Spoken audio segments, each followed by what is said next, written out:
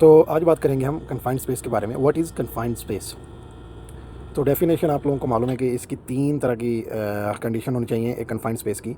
पहले तो है कि confined space must meet all three conditions. First है लार्ज एनफ, इतनी बड़ी हो for a person to enter and work inside, कि अंदर जा सके आदमी काम करने के लिए, बाहर आ सके। सेकंड है limited restricted entry and exit, hard to escape quickly. Limited हो उसकी एंट्री और एग्जिट, आने जाने का रास्ता लिमिटेड हो, या तो बिल्कुल ना हो, उसको काट के बनाना पड़े, वो बहुत मुश्किल से अंदर जा सकता हो और बाहर आ सकता हो आदमी। फिर है कि not designed for continuous human living occupancy, कि आदमी लोग के रहने के लिए नहीं है कि उसमें आदमी लोग परमानेंट रह सकें, सिर्फ काम करने के लिए जाएंगे और बाहर आएंगे। ये तीन चीज़ें होती हैं जो एक कन्फाइंड स्पेस की डेफिनेशन होती हैं कि ये कन्फाइंड स्पेस है। ठीक है। उसके बाद है कि कॉमन एग्जांपल्स इसकी क्या क्या हैं। तो एग्जांपल्स में जैसे स्टोरेज टैंक्स आ गए, सेवर्स आ गए, मेन होल्स आ गए, silos, grain beans, boilers, underground walls, ये सारे इसके क्या हैं, पाइपलाइंस वगैरह, ट्रेंचेस वगैरह, ये सारी कन्फाइंड स्पेस की एग्जांपल्स हैं। ये पिक्चर है, आप देख सकते हैं, इसमें भी आप ये कन्फाइंड स्पेस की पिक्चर्स हैं। फिर इसके मेन हाजर्ड्स क्या क्या हैं, इसमें क्या क्या ख़तरा हो सकता है आपको कन्फाइंड स्पेस में, क्या हो सकता है भाई। पहले तो है कि एटमॉस्फेरिक हाजर्ड है, इसमें ऑक्सीजन डेफिशिएंसी है बिलो देन 19.5%, अगर है तो उसमें सफोकेशन हो सकती है, दम घुट सकता है, क्योंकि आदमी लोग को, इंसानों को 19.5% तक ऑक्सीजन ये रेगुलर चाहिए होती है।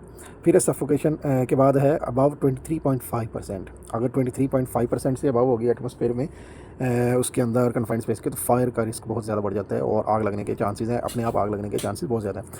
फिर है कि टॉक्सिक गैसेस हो सकती हैं उसके अंदर, hydrogen sulphide, methane, carbon monoxide, ammonia, ये सब पॉइजनिंग वाली गैसें हैं। ये आदमी को अंदर जाते, अगर इनकी मिकदार एटमॉस्फेयर में ज़्यादा होगी तो ये आपको मार सकती हैं, डेडली हैं। फिर है कि flammable explosive gas, dust mixtures, ignition, flammable और एक्सप्लोजिव जो होते हैं उसके अंदर, वो भी एक खतरा है उसके लिए। एटमॉस्फेयर में आग लगने का चांस है। फ्लेमेबल जो मटेरियल पड़ा है, जैसे गैस है या कुछ और मिक्सचर पड़ा हुआ है, या इग्निशन वाले कुछ और सोर्सेज हैं। फिर है आगे फिजिकल एंड मैकेनिकल, इसमें है engulfment, buried by grain, sand, cement, liquid, impossible to escape, मतलब कि अगर अंदर काम कर रहे हैं तो उसके अंदर कुछ गिर जाना, ऊपर आदमी के कन्फाइंड स्पेस में कुछ ऐसा मटेरियल जैसे स्कैफोल्डिंग बनी हुई है वो गिर जाना, तो कोई चांस ना हो बाहर निकलने का, तो अंदर फंस सकता है आदमी, तो उसमें भी ये भी एक खतरा रहता है। फिर है entrapment, sliding walls, moving parts, collapse, falling objects, बहुत सारे ऑब्जेक्ट्स होते हैं जो उसके अंदर मूव कर रहे हैं कन्फाइंड स्पेस में इधर उधर, या कुछ स्लाइड वाली वाल्स हैं, या कुछ और मटेरियल गिर रहा है, तो वो भी एक खतरा है।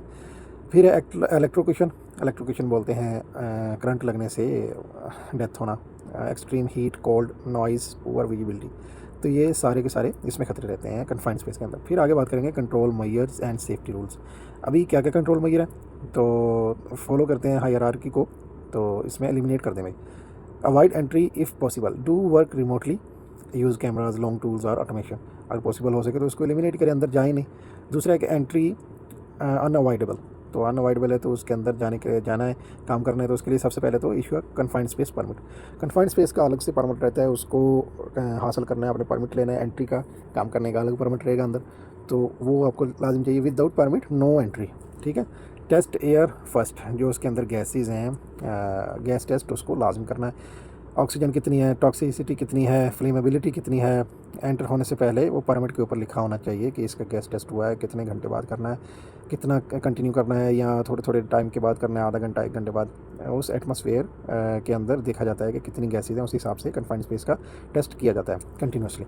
फिर है कि वेंटिलेट कंटिन्यूसली, फ्रेश एयर के फैंस लगाए जाते हैं, वेंटिलेटर वगैरह, तो ये सब होना चाहिए। उसके बाद lockout tagout system, shut down all pipes, power machinery, isolate fully, isolate करना बहुत लाजिम है। आइसोलेशन, एनर्जी आइसोलेशन, तो कन्फाइंड स्पेस के अंदर जो भी इक्विपमेंट चल रहा है उसको बंद करना है, ताकि उस रिस्क से बचा जा सके जो उसके अंदर है, कि आइसोलेशन नहीं किया, मशीनरी मूव कर रही है तो आदमी लोग को नुकसान पहुंचा सकती है, तो आइसोलेट लाजिम है। फिर है clean and purge, remove sludge, residues और डेंजरस मटेरियल, जितने भी उसके अंदर गैसेज हैं, अगर ज़्यादा गैस है, ख़तरा है, तो उसको क्लीन करना है, पर्जिंग करनी है। कुछ अंदर मटेरियल ऐसा है कि काम करने में दिक्कत है, या वो केमिकल वाला मटेरियल है जो कि आदमी लोग को नुकसान पहुंचा सकता है, वो बाहर निकालना है।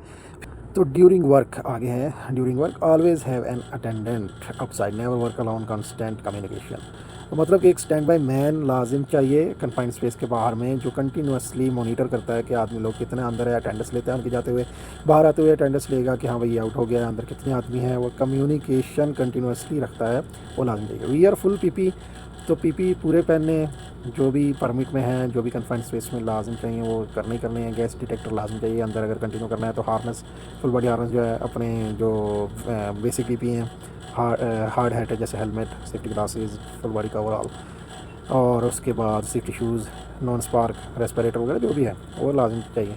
रेस्क्यू रेडी रखना है स्टैंड बाई टीम ने, स्टैंड बाई मैन ने, रेस्क्यू टीम ने, कि एमरजेंसी प्लान क्या है, एमरजेंसी में क्या क्या करना है, वो सब रेडी होना चाहिए।